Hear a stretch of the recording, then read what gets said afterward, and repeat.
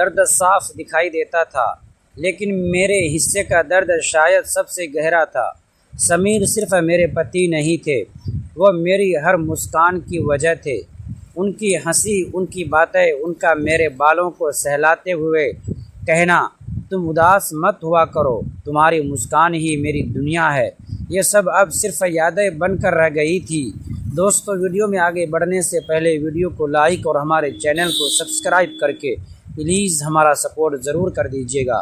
दोस्तों, चलते हैं आज की कहानी की तरफ। उनके जाने के बाद घर में जैसे सन्नाटा बस गया था। सुबह होती लोग अपने अपने काम में लग जाते, लेकिन मेरी दुनिया वहीं ठहर चुकी थी। मैं घंटों समीर की तस्वीर के सामने बैठी रहती, कभी उसकी शर्ट को सीने से लगाकर रोती, तो कभी उनकी पुरानी डायरी पढ़ते पढ़ते रात गुजर जाती। ऐसा लगता था जैसे ज़िंदगी ने मुझसे जीने की वजह ही छीन ली हो। माँ कई बार मेरे सिर पर हाथ फेरते हुए कहती, बेटा खुद को ऐसे मत ख़त्म कर, समीर भी यही चाहता था कि तू हंसती रहे। लेकिन मैं सिर्फ हल्की सी मुस्कान देखकर रह जाती, क्योंकि अंदर से मैं पूरी तरह टूट चुकी थी। एक दिन बाबूजी ने धीमी आवाज़ में कहा, बेटा ज़िंदगी बहुत लंबी होती है, अकेले नहीं कटती। उनकी बात सुनकर मेरी आंखें भर आई। मुझे लगा जैसे वो मेरे लिए नहीं, खुद के लिए डर रहे हों। उन्होंने चिंता थी कि उनके बाद मेरा क्या होगा, लेकिन उस समय मेरे दिल में किसी नए रिश्ते के लिए कोई जगह नहीं बची थी। समय धीरे धीरे आगे बढ़ता रहा। मोहल्ले वाले भी अब पहले जैसी हमदर्दी नहीं दिखाते थे। कुछ लोग मुझे तरसभी नज़रों से देखते, तो कुछ फुसफुसा कर बातें करते। एक जवान विधवा के लिए समाज के पास हमेशा सवाल ज़्यादा होते हैं और सहारा कम। मैंने खुद को घर के एक कमरे तक सीमित कर लिया था।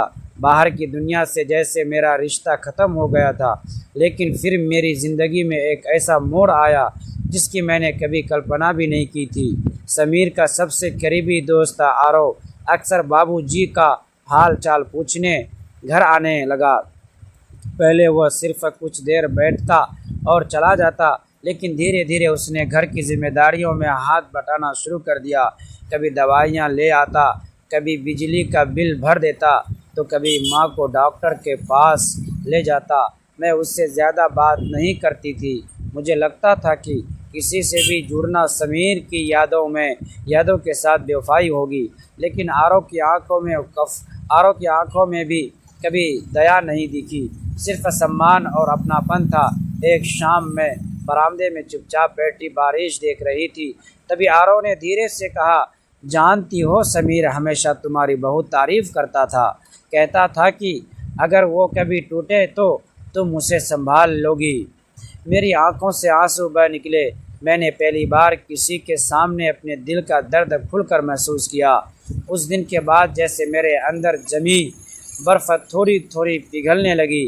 आरव ने कभी मेरी ज़िंदगी में अपनी जगह बनाने की कोशिश नहीं की, लेकिन उसकी मौजूदगी मेरे सोनेपन को थोड़ा कम ज़रूर करने लगी। माँ और बाबूजी भी अब पहले से शांत दिखने लगे थे। उन्हें शायद उम्मीद दिखने लगी थी कि मैं फिर से जीना सीख सकती हूँ। लेकिन समाज को यह सब कहाँ मंजूर था। लोगों की बातें फिर शुरू हो गई। कोई कहता इतनी जल्दी बदल गई, तो कोई ताने देता विधवा होकर भी गैर मर्द से बातें करती है। उन तानों ने मुझे फिर अंदर तक तोड़ दिया। मैंने आरव से मिलना जुलना बंद कर दिया।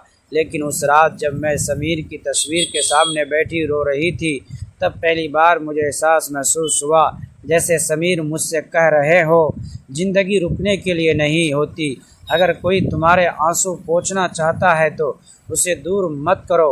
उस रात मैंने बहुत देर तक खुद से लड़ाई की। शायद पहली बार मुझे एहसास हुआ कि किसी को खो देने का मतलब ये नहीं कि ज़िंदगी ख़त्म हो गई। कुछ रिश्ते हमें छोड़कर चले जाते हैं, लेकिन उनकी यादें हमें फिर से जीना सिखा जाती हैं। दोस्तों, ऐसे ही वीडियो देखने के लिए प्लीज़ हमारे चैनल को सब्सक्राइब